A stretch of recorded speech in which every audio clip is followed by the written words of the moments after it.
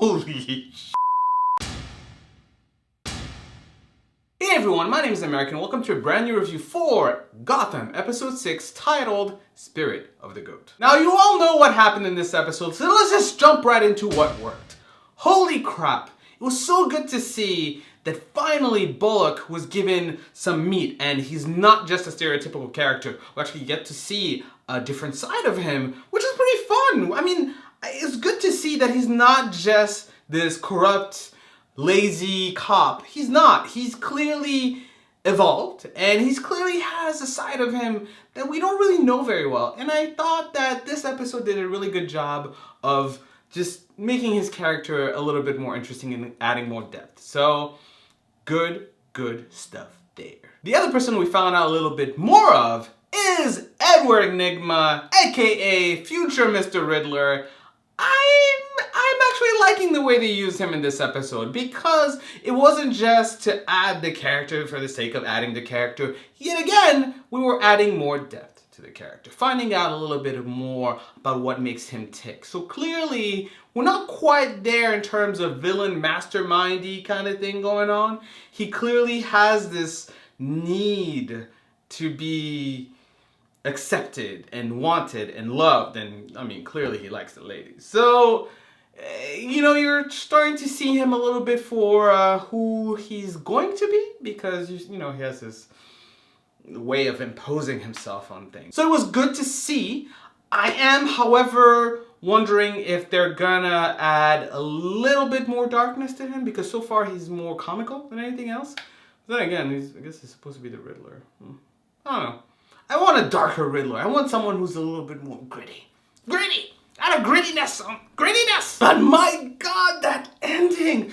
That ending! Oh my god. I mean, there's very few times where you can say that a few seconds in an episode twist not just the episode, but the series overall. The arrival of Oswald Cobblepot in the GCPD was just insanely well put together, well choreographed, the perfect moment with the perfect just tension right there. And I love the fact that at the end you see Bullock looking at Gordon and they both go head to head, and it's just brilliant. It's not just brilliant because of that moment that was just obviously awesome. It's particularly awesome just because it sets up so many things. I mean, they started the series on the premise that Gordon had to bend a little bit to, you know, adapt to this new society. So everything was sort of like on a wire. But they took that wire and they just snapped it. And they just put everything in play. Gordon's in danger. Bullock's in danger. Oswald's in danger. Fish Mooney is gonna be super freaking angry. And she has her own plans with Don Falcone. So it's just mind-blowing stuff happening in just a few seconds. That is an ending. That's clearly what worked.